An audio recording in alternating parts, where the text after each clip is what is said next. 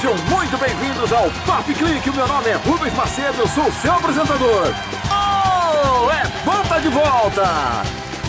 Sim, o melhor programa de toda a história da internet, com o apresentador mais bonito, mais charmoso, mais elegante e o mais modesto. Se você já é inscrito, muito obrigado. Como sempre, deixa o seu like, compartilha para dar aquela força com o algoritmo. Se você é novo por aqui, inscreva-se no canal. Se você está ouvindo pelo Facebook ou pelo Instagram, é muito fácil achar o canal no YouTube. É só digitar Rubens Macedo, Papo Clique, pronto. Vai aparecer um dos episódios, já achou o canal. É só se inscrever e ativar o sininho para receber notificações toda vez que estrear um episódio novo. Ai, ai, último episódio da temporada. 8 episódios, 2 meses de programa. Bom, vamos fechar com chave de ouro. Vamos começar? Bora!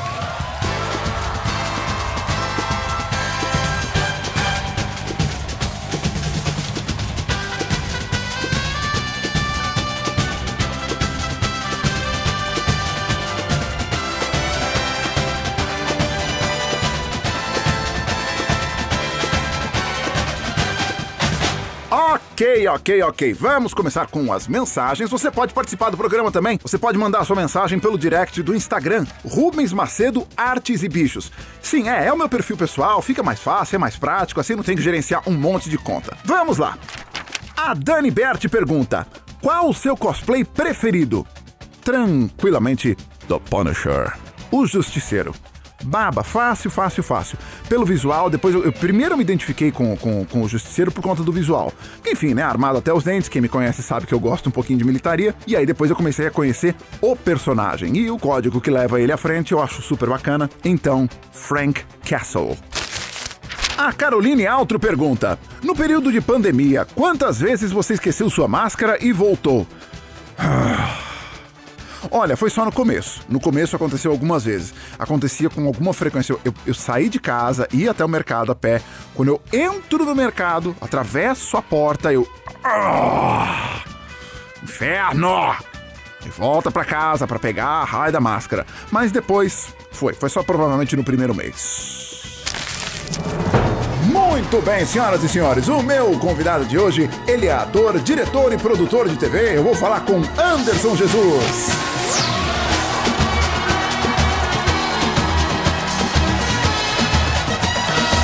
E aí, garotos, beleza? Fala, Rubens, tudo bom? Tudo em ordem, muito bem. Bom, vamos lá, a sua primeira formação é de ator, é isso? Sim, minha primeira formação é como ator. Formei como ator já velho, já com 28, 29 anos. E aí, por conta disso, né, surgiram outras coisas que eu acabei indo trabalhar na área de produção e direção justamente pela dificuldade de trabalhar como ator, né? E aí eu acabei desbravando novos mares aí. Então foi isso que acabou te puxando para a área de direção. Isso. Uma amiga estudava comigo no teatro. Ela me indicou para um cara, porque na época que eu estudava no teatro já fazia curso de roteiros e tal. E ela me indicou para um cara, um amigo dela, que me ligou um dia, falou: a Regiane me indicou você e falou que você é roteirista. Eu falei: não sou roteirista, eu fiz um curso de roteiro e estudo atuação. Aí ele falou: bom, você já sabe mais do que eu tô querendo fazer um vídeo para um cliente aqui de Poços de Caldas, aqui de Minas, onde eu moro. Eu sei fazer vídeo, mas eu não sei escrever as histórias e tal, e eu preciso de alguém para escrever. E eu falei: bom, eu não sou roteirista, não sei se eu posso te ajudar. Ele falou: não, você já estudou roteiro, sabe mais do que eu, e a gente vai pagar por isso. Eu falei: então eu sou roteirista. Tá precisando de dinheiro, ferrado, duro, do nada o cara te liga, diz que vai te dar R$300 pra você escrever um roteiro. Até se eu não tivesse estudado, eu ia aprender na internet, alguma coisa assim. Opa, pagando eu viro diretor de arte, eu sou produtor de objetos. Pagando, querido, a gente assiste uns tutoriais e erra lá na hora, né? Porque lógico que pra qualquer trabalho não é só assim, né? Você precisa ter uma formação maior e tal, mas dependendo da circunstância da situação, é necessário fazer um esforço e enfim, Lógico que não é tudo que a gente vai sair. Faz uma cirurgia aqui no meu coração, deixa eu ver uns tutoriais. Não é assim que funciona. Mas eu já estava dentro da área, né? Já atuava, então já sabia mais ou menos como funcionava. Já tinha feito um curso de roteiro muito bom, né? Apesar de gratuito, muito bom, com o Luiz Carlos Martins. E aí, tipo, veio a calhar, assim, porque eu acabei fazendo esse roteiro. Aí depois ele me ligou dizendo que o roteiro tinha sido aprovado pelo cliente e tal. E ele falou, olha, o roteiro foi aprovado, mas eu vou precisar de outra coisa. Temos um problema. Qual que é o problema? Pelo amor de Deus, me dá logo meu dinheiro. Ele falou, o problema é que a gente precisa... você vai precisar dirigir também. Falei, não, aí também não, né, pô? Não sou diretor. Não é assim que funciona.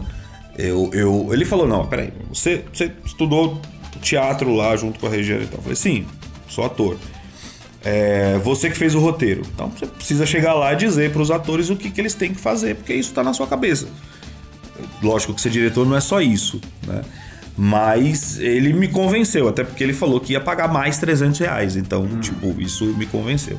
E eu tinha que ir para lá, para Poços de Caldas, para poder fazer esse trabalho.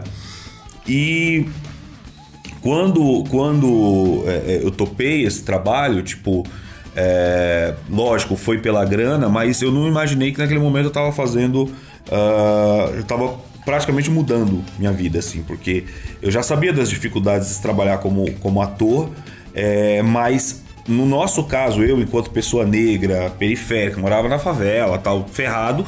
E tipo, é ainda mais difícil. Não tem QI, não tem indicação nenhuma. Não tinha ninguém na minha família que fosse da área artística. Então era um perdido mesmo. Mas eu já sabia da dificuldade de se trabalhar como ator. Por isso que eu fui estudar roteiro. E quando surgiu essa oportunidade, eu fiz, né? E eu adorei o resultado, porque eu entendi uma necessidade que eu tinha antiga, que era de obter resultados nas coisas que eu fazia, resultados imediatos, prazer imediato em coisas que criativamente eu desenvolvesse. E ali foi, pela primeira vez eu vi, né, algo que eu tinha feito, algo que tinha saído da minha cabeça ganhar corpo, ganhar forma. Aquilo me deu um prazer imenso e eu entendi que era aquela composição que eu precisava fazer para trabalhar na área artística, ou seja, eu não dependia só de alguém me chamar para trabalhar como ator. Eu podia criar coisas, eu podia realizar coisas. Daí, a partir desse momento, eu voltei a estudar, voltei para a faculdade, fui estudar produção audiovisual, depois, posteriormente, fiz pós-graduação em cinema e televisão, fora outros cursos e tal.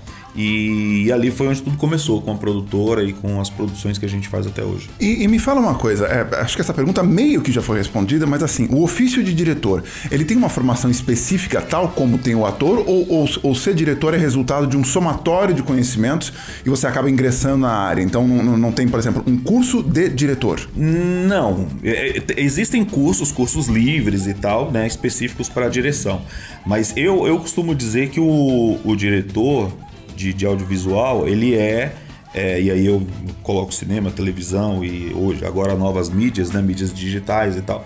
Eu costumo dizer que ele precisa ser realmente a somatória de uma série de profissionais. Eu costumo dizer que ele precisa ser um maestro, né? Ele pode não ser especialista em todos os instrumentos, né? Mas ele conhece cada um deles, né? Até certo ponto, suficientemente para que, se alguém der alguma nota errada lá no meio da orquestra, ele sabe que houve uma nota dada errada.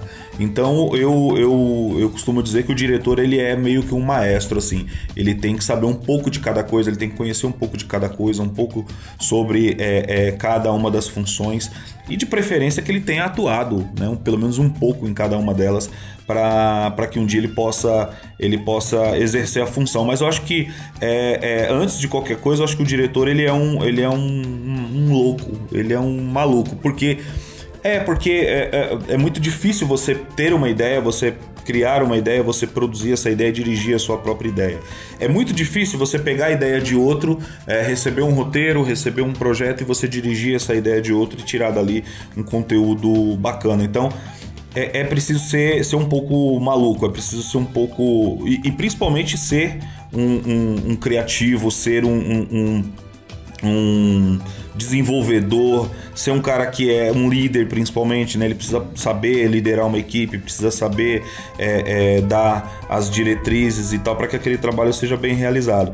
Então eu acho que o diretor ele é isso, ele é um cara que sabe lidar com pessoas, sabe liderar, né? E que tem um pouco de conhecimento de cada área que faz parte ali do processo de produção. Eu lembro que em entrevista sobre o Avatar, o James Cameron disse que a grande sabedoria dele, na verdade, era se cercar de gente muito competente para poder trazer a visão dele. Sem essas pessoas que o cercam, ele não poderia fazer o que ele faz. É exatamente isso. Eu conheço essa frase dele e ele fala justamente isso, que o diretor ele é um cara que sabe escolher bem sua equipe. Né? Então isso vai um pouco ao encontro do que eu falei sobre ser um maestro, né? Que obviamente o cara que é maestro de uma orquestra ele vai querer escolher os melhores profissionais para trabalhar com ele. Vai ser o melhor cara do violino, o melhor cara do violoncelo, né? O melhor cara ali da parte de percussão, né? Então e também se esse cara não for o excelente, ele é um cara que ele sabe tirar o melhor daquele cara para que o trabalho seja bem executado. Então o diretor ele é um pouco disso, né? Ele sabe escolher bem os profissionais, mas ele também sabe contribuir para o crescimento desses profissionais. Até porque cada produção é uma produção, né? O cara que trabalha hoje com um diretor, dificilmente ele vai conseguir colocar 100% em prática o que ele sabe trabalhando com outro diretor, né? Ele vai aprender uma coisa nova ali, uma forma nova de se fazer. Então é bem isso mesmo que ele falou. O diretor ele é isso, ele é esse cara que ele sabe escolher bem a equipe dele e ele sabe tirar o melhor de cada um. Legal, a gente vai pro intervalo rapidinho e volta já já.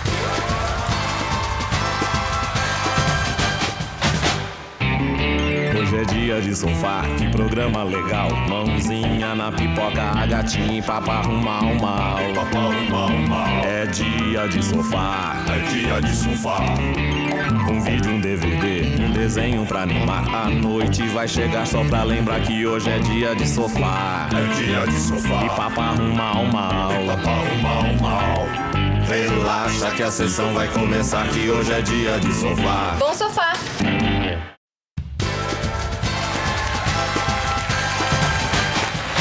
Muito bem, estamos de volta. Anderson Jesus, agora sobre a produtora Iracema Rosa Filmes. Como é que nasceu? A Iracema Rosa surgiu na faculdade, né? Quando foi um processo, uma continuação desse processo que eu citei anteriormente. Quando eu terminei esse trabalho lá em Poços de Caldas, lá em Minas, que eu fui obrigado a ser diretor do trabalho, que eu reconheço que eu errei muito, obviamente, né? Não sabia, mas foi o primeiro trabalho que eu dirigi efetivamente. E vendo o trabalho realizado, apesar do prazer de ver aquilo realizado, eu percebi que eu precisava aprender mais, lógico, né? Precisava aprender, na verdade, tudo, né? Porque até então não sabia nada. Eu fui lá e fiz, né? E eu senti, obviamente, a necessidade de saber mais, de conhecer mais tecnicamente. E aí foi quando eu voltei para a faculdade. Na faculdade foi que eu, já sabendo, né? E por isso que eu digo que o diretor tem que ser meio que um louco, porque ele tem que meter as caras, ir atrás de trabalho, ir atrás de no meu caso, né, especificamente, ir atrás de cliente, ir atrás de produzir coisas, de colocar ideias no papel e depois transformar essas ideias em alguma coisa, depois tirar essas ideias do papel. Então, assim, uma coisa é você trabalhar para uma produtora, uma coisa é você trabalhar junto com uma equipe que já existe, né? Você entrar num processo que já está em andamento. Outra coisa é você trabalhar como esses caras, como você citou, James Cameron, ou o Quentin Tarantino, ou como o Martin Scorsese. Lógico, não estou me comparando com esses caras nem um pouco, né? Eu limparia a casa deles, né?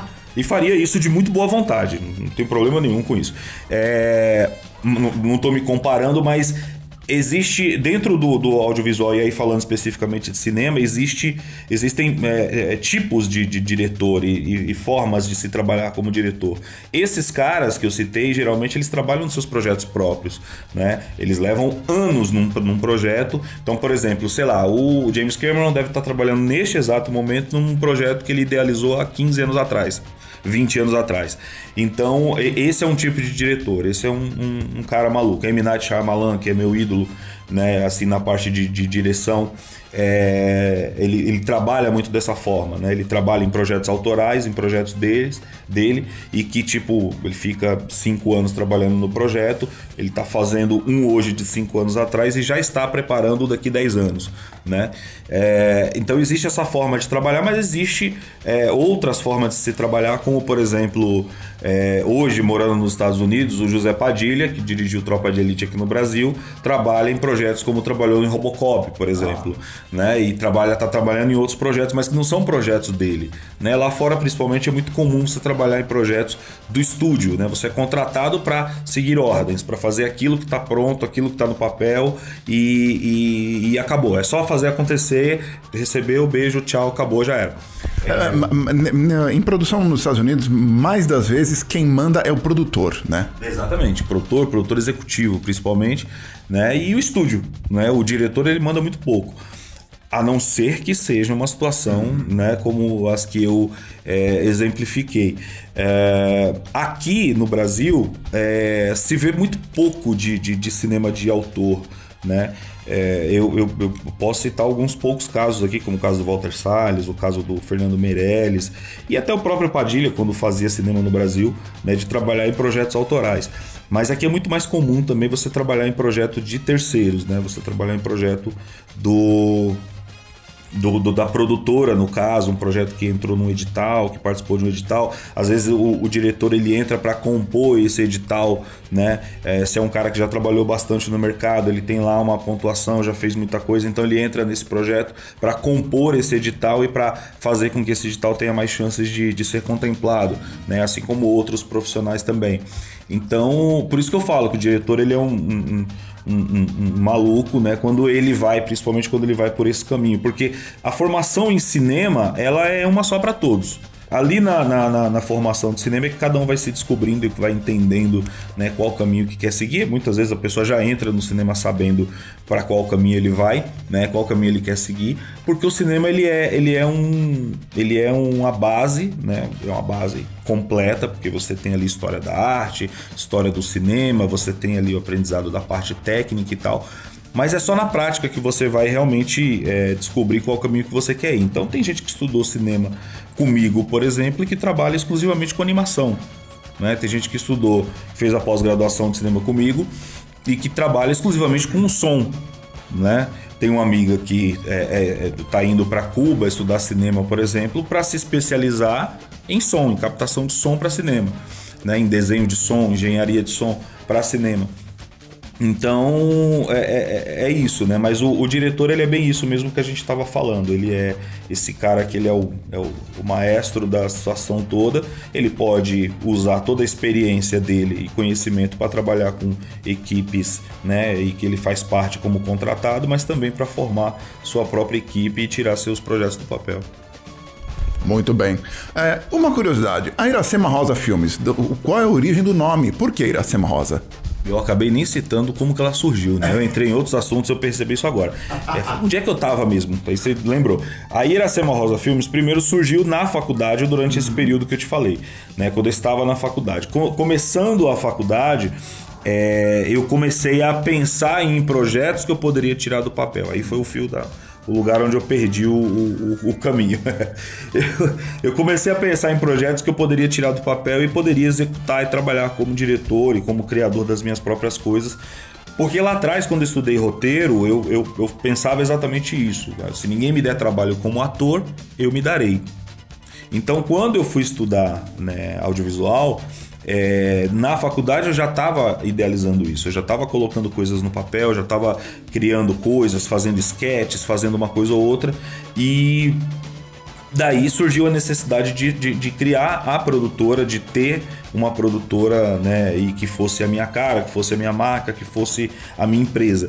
Aí eu comecei a fazer alguns trabalhos, fazer algumas produções de vídeos institucionais, coisas para lojas, para empresas e tal, coisas mais simples, e aí eu precisava abrir um CNPJ, e daí surgiu a Iracema Rosa. Iracema Rosa é o nome da minha mãe, né, da minha falecida mãe, e que foi a maior, sempre foi, ainda é, apesar de fazerem 21 anos que ela se foi, mas ainda é minha grande inspiração, minha grande inspiradora. Então foi uma homenagem, né, que eu fiz para ela, como sendo na verdade tudo começou ali, né? Não só quando ela me deu a luz, mas quando ela me botava na frente da televisão, porque ela não tinha com quem me deixar quando eu era criança, eu era mãe solteira e eu ficava tipo 18 horas no dia assistindo televisão, né? Então tudo começou ali por causa dela, a paixão por TV, a paixão por cinema, a paixão pelo audiovisual. Muito bem. Portal Todos Negros do Mundo. O que ele é? Qual que é o seu papel lá dentro? Eu sou editor-chefe, né? Se eu posso dizer assim.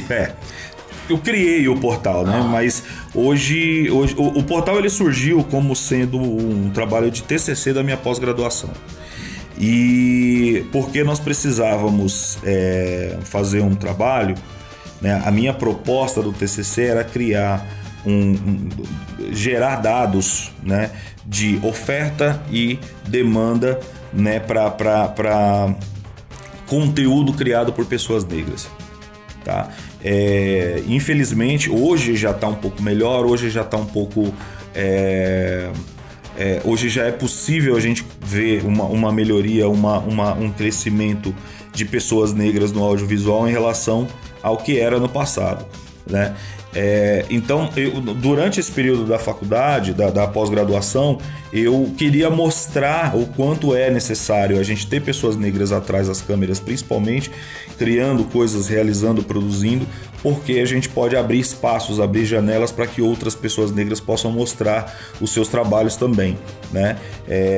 Porque não há nenhum problema em ter pessoas brancas ocupando esse espaço. A questão é que muitas vezes a pessoa branca ela não tem a identificação com essa causa, né? Ela não entende a necessidade que nós, pessoas pretas, temos em se perceber, em se ver ocupando certos espaços. Isso motiva outras pessoas a também sonharem em ocupar aqueles espaços, né? Porque é possível. O audiovisual, principalmente por ser uma área absolutamente elitizada, é muito difícil as pessoas sonharem em fazer audiovisual, porque é uma área muito cara, né? Fazer uma faculdade de cinema é muito caro, né? Uma boa faculdade de cinema, tal, mas qualquer formação no audiovisual é caro. Você comprar uma câmerazinha para filmar ou um equipamento de som para você fazer uma captação de som é tudo muito caro, né? Primeiro que o Brasil não fabrica essas coisas, tem que comprar tudo lá fora e o dólar sempre foi muito, né? Sempre dificultou muito, atualmente pior ainda.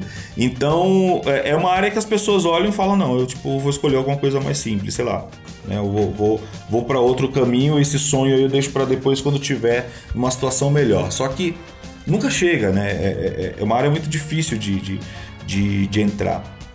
Então o TNM surgiu como sendo era para ser apenas um site onde eu iria colocar e compartilhar coisas que outras pessoas negras estavam fazendo, né? De vídeo, música, fotografia. Então eu ia usar como essa plataforma. Só que a gente começou a crescer, né? Depois eu descobri que existiam outras iniciativas nesse sentido, não com esse foco especificamente para o audiovisual, mas que existiam outras iniciativas com o propósito de dar visibilidade para pessoas negras em diversas outras áreas, né? Mas para o audiovisual era muito importante, né? A gente vê, a gente ressaltar essa necessidade de ter negros na publicidade, né? Nas novelas, no cinema. Então a gente começou a perceber que pessoas negras, por exemplo, estavam produzindo, estavam realizando, fazendo filmes, fazendo trabalho musical, fazendo exposições, né, de seus trabalhos artísticos, sejam fotográficos, artes plásticas e tal. E essas pessoas não tinham onde divulgar, ela não conseguia divulgar na grande mídia. Então a gente surgiu acolhendo essas pessoas, acolhendo esses projetos, e aí eu comecei a usar o que a gente tinha de equipamento e expertise da produtora para ir até o lançamento de um cara, filmar o lançamento do livro dele, o lançamento do videoclipe, o lançamento do trabalho musical. Então a gente começou a fazer muito isso, né? A gravar isso, a entrevistar essas pessoas e colocar isso nas redes, e isso começou a reverberar e começou a ganhar público, né? Então assim, rapidamente na época, eu lembro que era só para ser o TCC, né? Então eu precisava só colher dados, né? Ter esses dados, ter esses números, e isso iria fazer parte do meu projeto de TCC, né? Esses dados que eu iria gerar durante 6 meses. Só começou a crescer. né? Em pouco tempo a gente estava com 10 mil seguidores no Facebook, 20, 30, foi aumentando. Hoje a gente tem em torno de 390 mil seguidores no Facebook, mais 15 mil seguidores no Instagram, que a gente começou muito tarde a mexer com o Instagram. 15 mil seguidores no Instagram e em torno de 1 milhão, 1 milhão e 200 mil acessos por ano no site, né?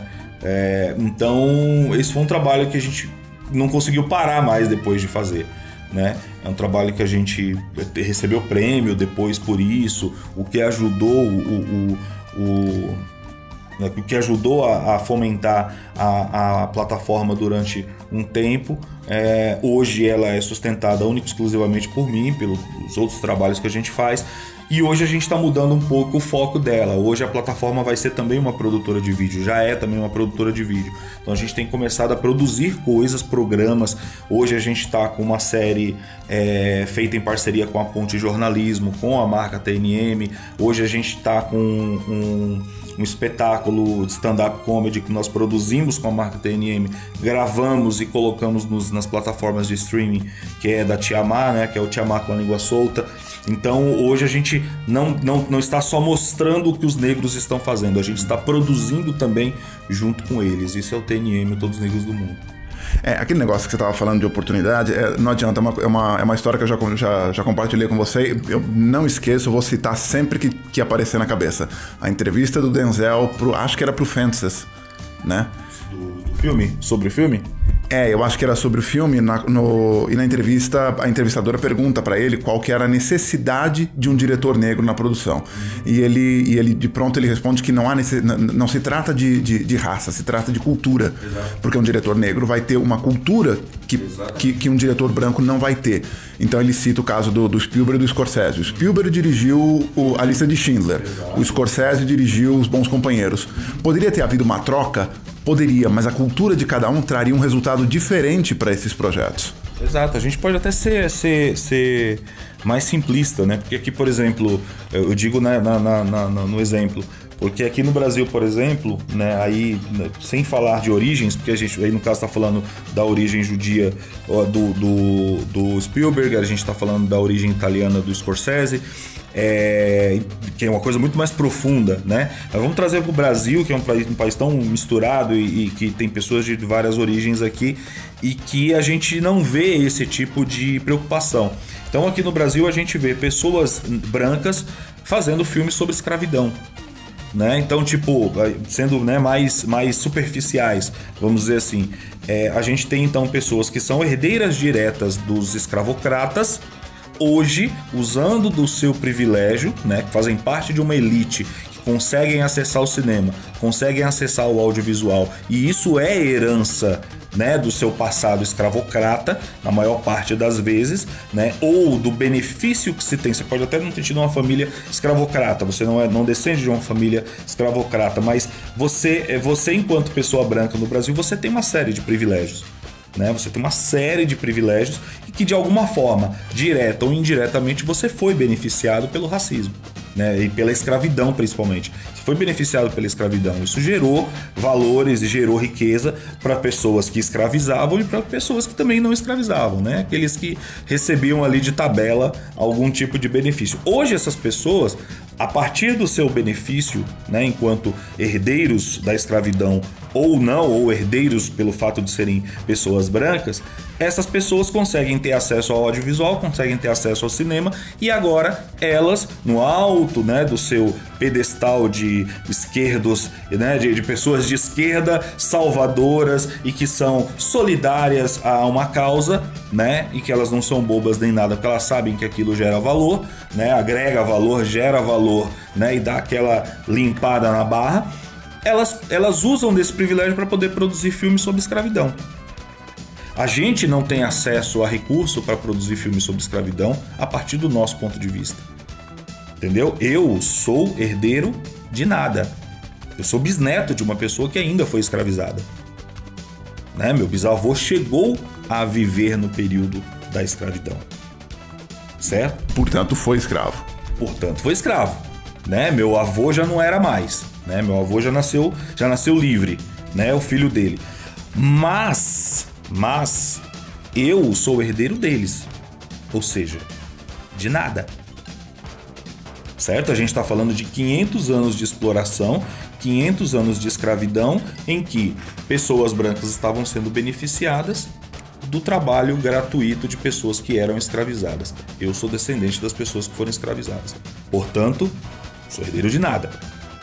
E aí você vê, aí tudo bem, depois de muito trabalho, muito esforço, depois de muita luta, eu consigo trabalhar no audiovisual. Mas eu não consigo acessar os mesmos lugares que a pessoa que é descendente das pessoas que escravizavam.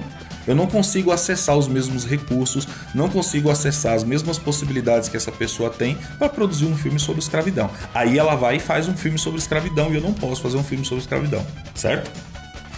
Qual olhar que você acha que vai ser mais fidedigno sobre a escravidão? Pois é uma coisa que tem um contexto histórico. Então, assim, por mais que um diretor branco queira fazer um trabalho histórico fiel, legítimo, realmente fazendo de coração, com valor artístico, a herança cultural dele não permite dar a mesma visão. Se você não estiver fazendo um filme desse com contexto histórico, mas suponha que eu queira fazer um filme no qual eu vou ter como personagem central um personagem negro e todo o universo dele vai ser dentro da comunidade negra.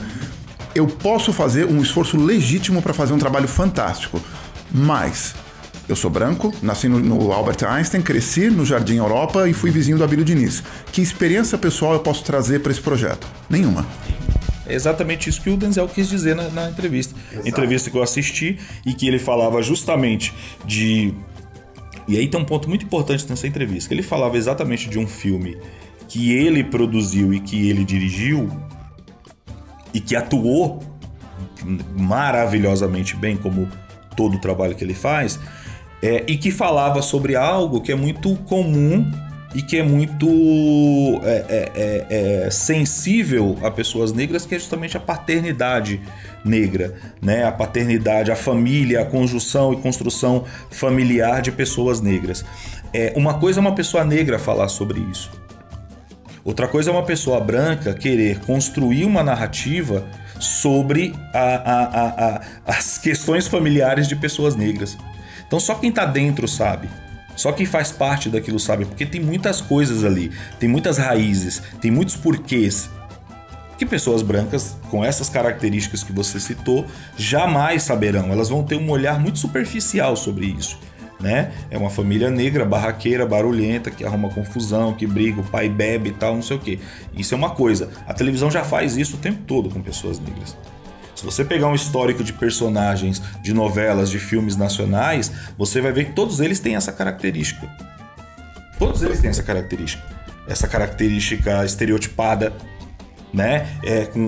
Com vários valores deturpados e questões mal trabalhadas, e isso tudo muito supervalorizado e muito fora de um contexto mais íntimo e mais pessoal e mais humano, né? Porque uma pessoa, ela é aquilo que é um reflexo do ambiente onde ela viveu, das possibilidades, oportunidades que ela teve, das relações que ela criou ao longo da vida. Ela se torna algo a partir daquilo. O que você é hoje é uma conjunção de uma série de fatores e de coisas que aconteceram na sua vida e do ambiente onde você viveu. Então, uma pessoa que pertence a um outro ambiente, faz parte de uma outra construção, dificilmente ela vai conseguir. Eu não vou escrever e dirigir a história sobre a vida do Rubens Macedo da mesma maneira que o Rubens Macedo ou que o filho do Rubens Macedo faria.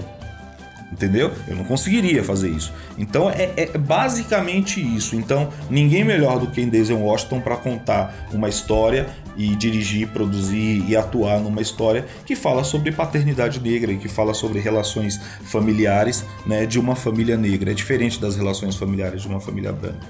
Eu não sou homossexual, mas eu jamais faria um filme sobre pessoas homossexuais, sobre um personagem homossexual.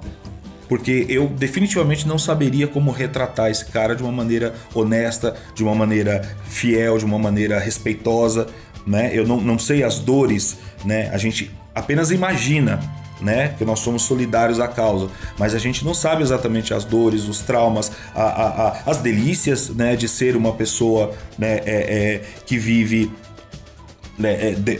se descobrindo enquanto homossexual, enquanto uma pessoa, enfim, que tem orientações, né, que são diferentes da minha. Então, tipo, ele sabe o que é ser aquilo. Pessoas que são homossexuais sabem o que é ser aquilo, o que é viver aquilo. Eu não faria aquilo de uma maneira honesta, né? Muito provavelmente a chance é enorme de você cair no estereótipo e cair no ridículo e levar para uma coisa caricata, né? A gente tem uma chance muito grande de fazer isso. Agora, por que pessoas brancas podem falar? Isso é o ápice da autoestima branca. É o ápice da autoestima branca, de achar que você pode ocupar esse lugar. Não, eu posso falar sobre isso, eu sei falar sobre isso. Nossa, eu até tenho um amigo negro, então eu posso falar sobre escravidão. Entende? Então, assim, é diferente, é muito mais profundo que isso.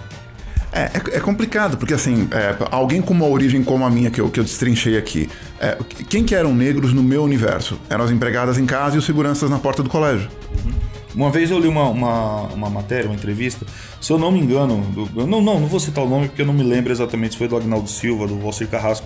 Alguém foi perguntado, um autor de novelas, foi perguntado, e eu acho que ele foi muito honesto, ele foi perguntado sobre os motivos pelos quais há tantos personagens nas novelas, personagens negros, que ocupam esses lugares, o motorista, o porteiro do prédio, a empregada doméstica, o motorista de ônibus na rua, o taxista, o atendente da loja. Por quê? E como mudar isso? Eu acho que ele foi muito honesto, porque a resposta que ele deu foi exatamente a sua. No ambiente onde ele cresceu, onde ele viveu, as únicas pessoas negras que ele tinha acesso e que ele conhecia estavam ocupando esses lugares. Então, por isso ele colocava essas pessoas nesses lugares. Poderia ter feito um trabalho ali de pesquisar um pouco mais e ver que não é só isso, né? Foi um pouco preguiçoso. Ah, é o porteiro? Não, põe um preto. Entendeu? Ou podia simplesmente falar, por que tem que ser um preto? Não pode ser uma outra pessoa? Podia ter tido um trabalho ali mais profundo de entender por que só pessoas negras ocupavam aqueles lugares ali de subalternos, de empregados e tal, né? Por quê? Então isso podia fazer parte do contexto ali da novela dele de uma maneira um pouco mais profunda, né? Mais destrinchada e tal. Mas beleza. Quando perguntaram como fazer para mudar isso, ele também foi muito sincero e falou, olha, acho que para mudar isso daí, acho que a melhor forma é colocar pessoas negras para produzir, para dirigir, para roteirizar, porque só elas vão poder, na pior das hipóteses, colocar aquele personagem do jeito que elas quiserem, né? Na melhor das hipóteses, elas vão se aprofundar na causa, elas vão se aprofundar nas situações, elas vão se aprofundar nos motivos pelos quais aquelas pessoas estão ocupando aqueles lugares. E hoje a gente já vê isso, né? Recentemente saiu um filme de um parceiro, um amigo, que é o Jefferson D, um filme chamado M8, e que ele fala muito sobre isso, né? Ele fala dessa coisa dos corpos negros, os lugares que eles ocupam, né? E que uma coisa que ele, enquanto homem negro, podia falar, né? E ele produziu, dirigiu esse filme, né, tá sendo reconhecido, tal, premiado. Lázaro Ramos fez recentemente um filme também chamado Medida Provisória, que está sendo muito aclamado lá fora, está sendo muito reconhecido lá fora. Inclusive, ontem saiu uma matéria dizendo que o pessoal em Los Angeles considera o melhor filme brasileiro depois de Cidade de Deus, né? Então a gente está falando aí de mais de 10 anos de cinema, e tipo, você chegar com um filme que ocupa esse lugar, realmente tem uma representatividade muito grande. E é um homem preto falando sobre questões muito sensíveis à comunidade negra, né? Então é por isso que a gente tem que ocupar esses lugares, é por isso que pessoas negras precisam estar em todas as frentes, em todas as linhas, precisam estar como roteiristas, como produtores executivos, diretores, mulheres negras principalmente. A gente tem muito pouco, sabe? 97% do audiovisual brasileiro hoje é formado por pessoas brancas. Mais de 70% é formado por homens brancos. 20 e tantos por cento é formado por mulheres brancas. Ainda é tudo isso? Tudo isso. 3% apenas, 3% do mercado audiovisual brasileiro é formado por pessoas negras. Menos de 1% é formado por mulheres negras. Entendeu? E elas estão aí, sendo retratadas o tempo todo em uma série de produtos audiovisuais, de séries, de novelas, de filmes, entende? Então, assim, é preciso mudar isso. É preciso mudar isso. Essa é a razão pelo qual a gente vê tantos atores negros como protagonistas. Porque pra pessoa branca que tá atrás da câmera, ele não tem a sensibilidade. Ele chama um amigo, ele chama um ator que ele sonha. Ele não tem esse recorte, sabe? Ele não vê essa necessidade. Né? Essa falsa democracia racial que a gente tem no Brasil, ela permite que outras pessoas que estão num lugar de privilégio nem se reconheçam como privilegiados, né? Eles acham que tipo, não, tá tudo bem, não precisa, não tem essa necessidade. Esses mais de 500 anos de escravidão ficaram para trás. A partir do momento que acabou, entre aspas, né, que falaram a partir de agora todos somos iguais perante a lei, mudou tudo, né? Começou do zero. Só que não, a linha de partida deles tinha começado muito antes. A nossa não, começou só a partir dali e até hoje a gente está tentando andar e não consegue, sabe? Então é preciso criar mecanismos e criar caminhos e possibilidades para que pessoas negras possam ocupar esses lugares. E eu acho que ter uma pessoa como eu, como Jefferson D, como Lázaro Ramos, como Renata Martins, como Sabrina Fidalgo, como Joelzita Araújo, Luiz Antônio Pilar e tal, pessoas que estão produzindo e criando audiovisual. E tem uma outra coisa, cara, a gente enquanto pessoas negras, a gente não pode, e é interessante porque nessa entrevista com Denzel Washington que você citou, ele é questionado sobre isso, ou perguntado sobre isso, apenas pelo viés de raça, né? É interessante que ninguém pensa que pessoas negras podem falar sobre qualquer coisa. Elas só veem, pessoas negras só são vistas como capazes, isso quando são, né, vistas como capazes de falar sobre racismo, entendeu? Então, teoricamente, você fez um filme, esse filme tem que ser sobre racismo. Eu, preto. Mas não é um filme sobre... Se eu fizer um filme sobre família, eu tô fazendo um filme sobre família e questões relacionadas àquela família. Que, por acaso, sendo uma família negra, tem questões distintas de famílias brancas. Mas eu não tô fazendo um filme sobre família negra, eu tô fazendo um filme sobre família. Agora nós estamos produzindo um curta-metragem, né, que a gente grava agora no mês de abril, se conseguirmos, né, por conta das restrições, das medidas e por questões de distanciamento que precisam ser seguidas, que fala sobre questões de paternidade. Por acaso, uma paternidade negra, porque são personagens negros, mas são questões muito comuns a pais e filhos, né? Conflitos de paternidade, conflitos familiares relacionados à paternidade, né? Então, é um filme sobre pessoas negras? Não, por acaso os atores são negros, né? Mas é um filme sobre pais e filhos, né? Sobre as relações familiares entre pais e filhos, que pessoas brancas também têm. Inevitavelmente vão ter muitos dramas e muitos conflitos com os quais pessoas brancas vão se identificar, mas também inevitavelmente vão aparecer dramas que são característicos, que são típicos do universo de pessoas negras, né? Exatamente, é exatamente por isso que foi exatamente esse exemplo que eu dei no que se refere ao filme Fences, né? Que é uma família, né? Tem ali uma série de questões familiares, assim como qualquer outro filme sobre família, né? Mas tem coisas que são muito mais sensíveis apenas a pessoas negras, porque tem toda uma construção, né? Não vem de agora, né? Então tem coisas que são muito peculiares para famílias negras, assim como tem outras coisas que em famílias italianas são muito peculiares, né? Então um filme sobre uma família italiana será algumas coisas são comuns, né? Porque são comuns a famílias, como conflitos e tal, mas os motivos pelos quais esses conflitos acontecem é que podem ser diferentes, entende?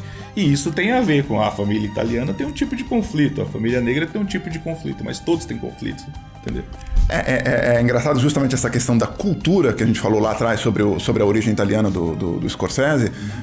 Você pega, se não me engano, no Poderoso Chefão 3, que tem uma cena, tem uma passagem que um dos capangas, os dois estão na cozinha e eles estão dando dicas de como preparar o molho de tomate de forma mais autêntica. Então, quer dizer, é uma coisa que acho que alguém que não tem essa origem não conseguiria trazer isso pro filme, porque se você vai estereotipar o capanga da máfia italiana, você não vai esperar jamais que o cara vai dar dica de culinária.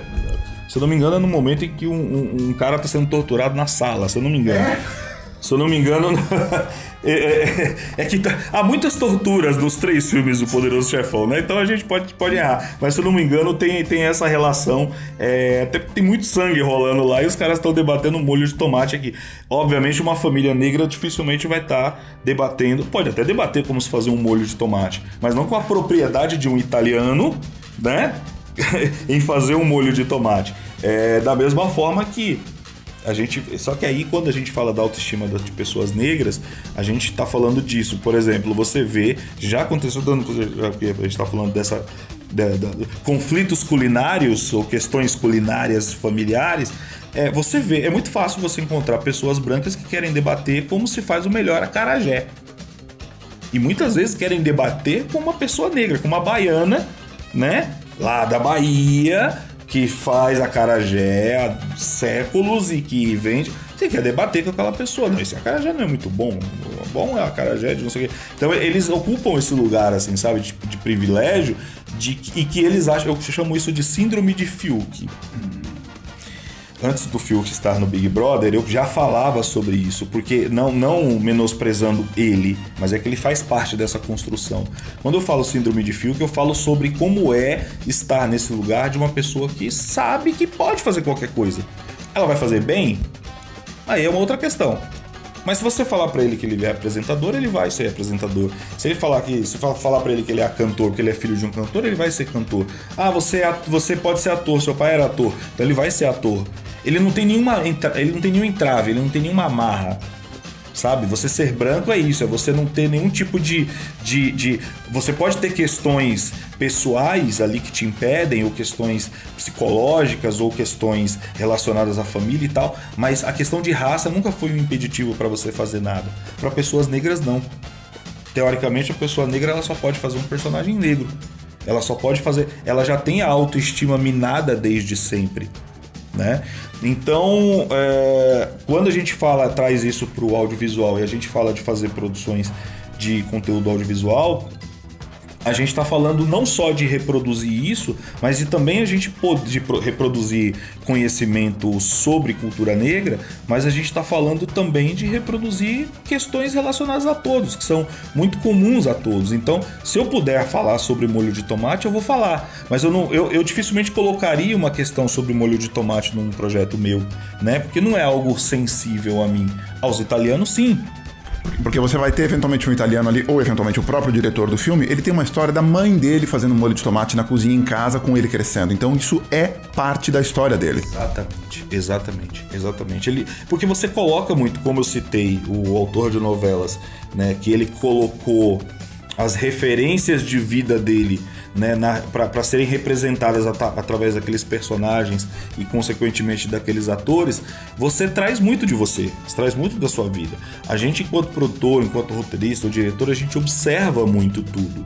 Eu gosto muito de andar na rua, que eu fico observando as coisas. Eu gosto muito de andar de metrô, que eu fico observando o comportamento das pessoas, como que segura no ferro, como que elas estão se relacionando hoje com a tecnologia, né, de você olhar um vagão inteiro, você vê 98% das pessoas com a cara baixada no celular, entende?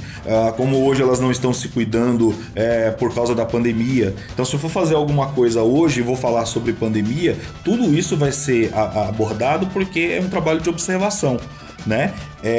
Que a gente faz. Então a gente presta muita atenção nisso, a gente traz muita coisa da nossa vida para isso.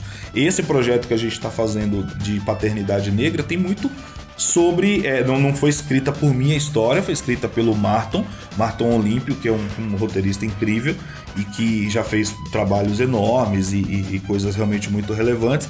E essa é uma criação dele, é um projeto dele, saiu da cabeça dele. Mas quando ele mandou esse roteiro para eu ler, eu falei, cara,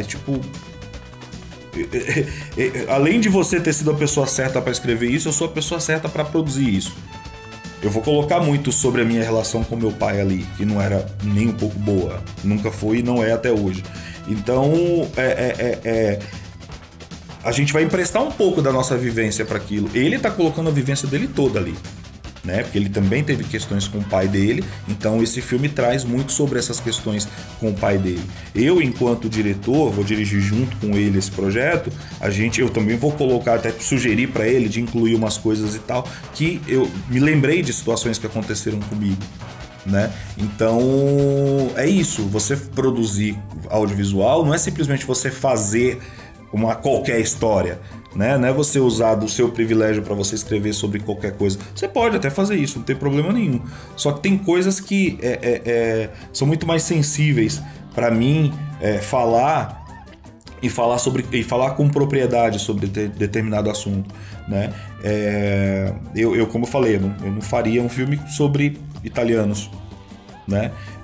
Com toda certeza eu iria errar desgraçadamente, né? Então, quando a gente fala de fazer audiovisual, a gente fala de fazer esse tipo de audiovisual. O espaço que a gente quer, o espaço que a gente procura é esse espaço, é pra gente poder contar as nossas histórias a partir do nosso olhar, com a propriedade que a gente sabe que tem, né? E com a verdade que a gente sabe que tem. Porque o que a gente vê por aí hoje não tem essa verdade que é necessária, sabe? Muito bem. Nossa senhora, assunto para 3 horas de programa. Muito bem, como é que você quer encerrar essa entrevista? Você pode adivinhar o que tem na minha caixa, ou a gente pode fazer uma cena de novela mexicana. Meu Deus do céu, eu prefiro adivinhar. Fazer a cena não é comigo aqui agora. Mais novela mexicana? Muito bem, eu imagino uma caixa na minha cabeça. Embora minha gata não esteja aqui, a gente está hoje diretamente dos estúdios da Iracema Rosa Filmes. Então a Blue, a minha gata, tá por videoconferência. Então... Hoje em dia é normal, né? Tá todo mundo por videoconferência, né? Hoje em dia é normal. Ela tá pelo Zoom, né? Ela tá pelo Zoom. Então, eu imagino uma caixa na minha cabeça, eu não sei o que tem dentro dela, só a Blue sabe. Se você acertar, você ganha R$1 em moeda de 10 centavos. Se você errar, você tem que levar pra casa 10 moedas de 10 centavos. Não é a mesma coisa. Como é, homem? Ué, eu não entendi agora. As 10 moedas de 10 centavos não vão dar R$1? Não é a mesma coisa. É a mesma coisa, tá certo. Então vamos lá. Eu tô imaginando uma caixa na minha cabeça, eu não sei o que tem dentro dela, só a Blue sabe o que tem na minha caixa. Sei lá, tem um mangá? A gente teria aceitado uma revistinha da Turma da Mônica, mas... Certa resposta! Anderson Jesus, muito obrigado! Que isso, eu que agradeço. Valeu pela oportunidade de estar aqui conversando, é sempre divertido falar com você e trabalhar com você e estar junto com você. Obrigado pela oportunidade. Valeu, obrigado! Chegamos ao final do último episódio da temporada. Muito obrigado para todo mundo que participou, dando entrevista, dando seu like, deixando comentário. Agradeço muito pela sua audiência e pela sua paciência. E segunda temporada, qualquer hora aparece aí, a gente volta assim. Não é tão fácil assim se livrar de mim, mas por enquanto eu vou ficando por aqui. Para de falar e começa a fazer. Até a próxima. Tchau!